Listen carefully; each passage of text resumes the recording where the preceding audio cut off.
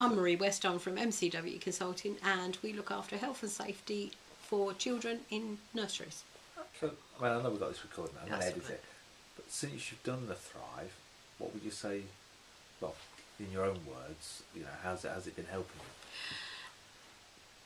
The most significant thing that I've discovered is my confidence, you? Okay.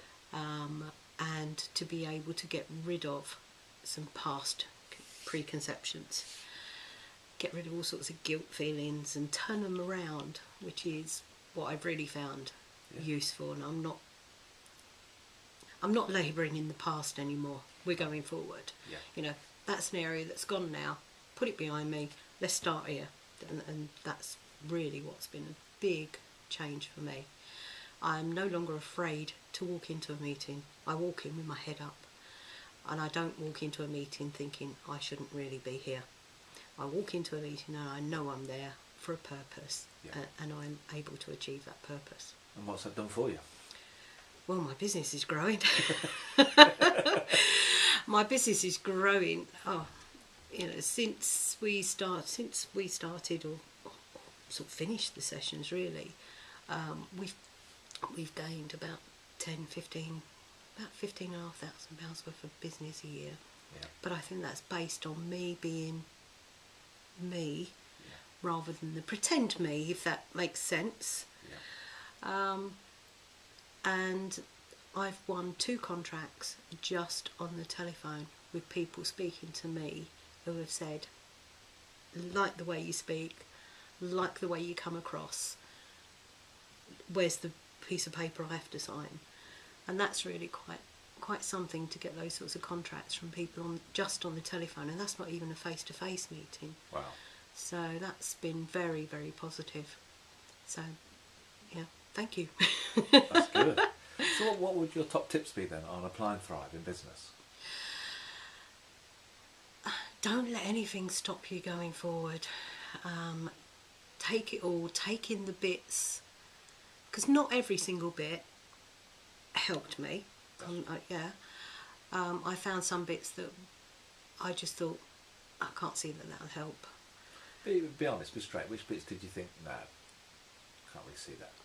It was the bits that I thought weren't very good were where we were going over all the different behaviours. Yep.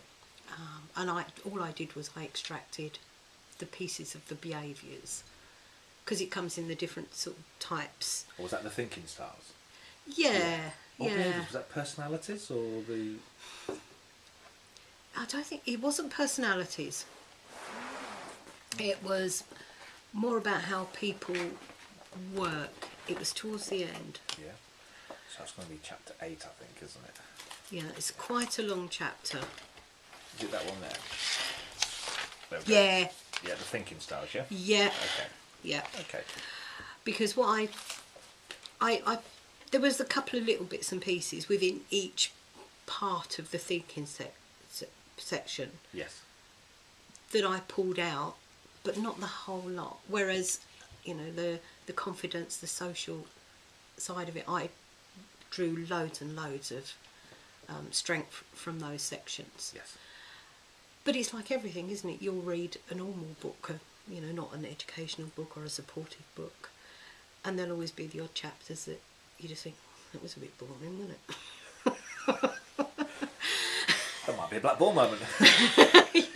Well, yeah, I've still got me little black boards and my white boards up there. They're on my side there. Excellent. And I've got my battery. Yes. It's on my desk. Yep. And I look at that. Can you remind me again how you use the battery? That recharges my confidence levels every single morning, or if I'm feeling a little bit, I don't know where to go with this. And it's a rechargeable battery. Yes. So and that's just my mental. Yeah. Is that when you're processing your positives then? That it helps boost your esteem and your confidence? Esteem and confidence. Yeah. Yeah. Because I'm not generally, by nature, a confident person. Okay. Well, I wasn't brought up to be a confident person. Right. So I think the way my upbringing was had quite a big impact on how I saw myself. Yeah. So what made you change then? Because I mean, you could have carried that with you, couldn't you? And carried on with it. You obviously. I turned it didn't around. want to.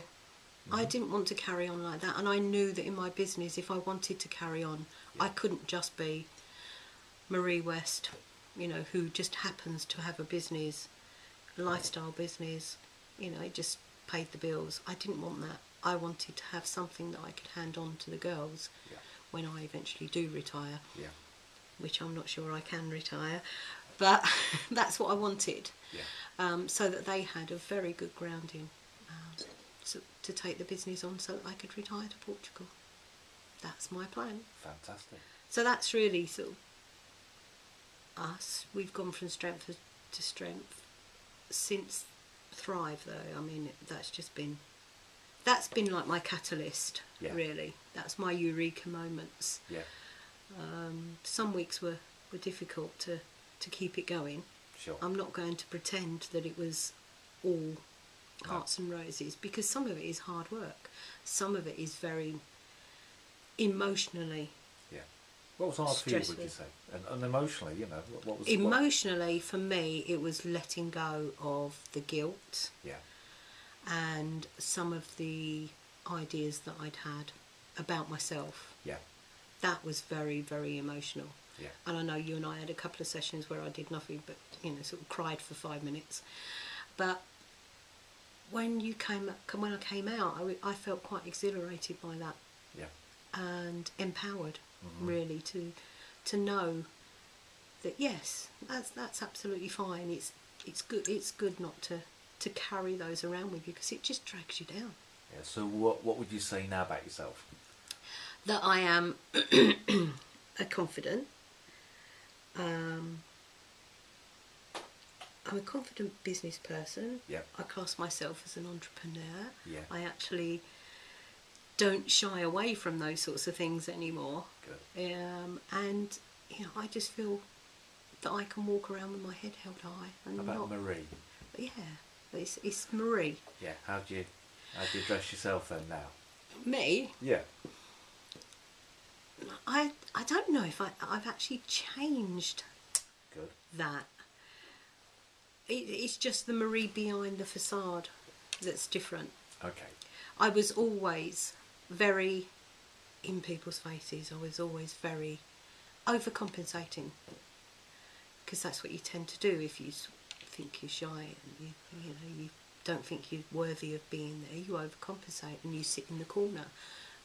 You know, and you don't dress as well as you might do, because you think, I don't really deserve to be like that. And one funny thing is that I went to a seminar, a whole day seminar at the NEC, and I actually took mascara and lipstick and top up of a bit of powder and things like that, and a bit of sprush, the old perfume. And I actually stood in the ladies' loo and reapplied my lipstick and redid this. And I know that sounds really, really daft and stupid, but before Thrive, I would never, ever have even taken the makeup with me. Right. Because I didn't think that I was worthy of being with all those other women in the loos, because I wasn't attractive enough, I wasn't worthy, I wasn't, all those sorts of things. But now I don't care. Excellent. Because you are. Yeah, I see that. I see that. It changed a lot. My husband has seen a big difference as well. Yeah. He has seen a big difference, and it's all for the good. He likes it, because he's always told me that I underplay myself and that I should be more confident about what I've got, what I can do, and what I'm about, because I'm a nice person. Yeah, absolutely. Absolutely. Well, thanks for that. It's brilliant.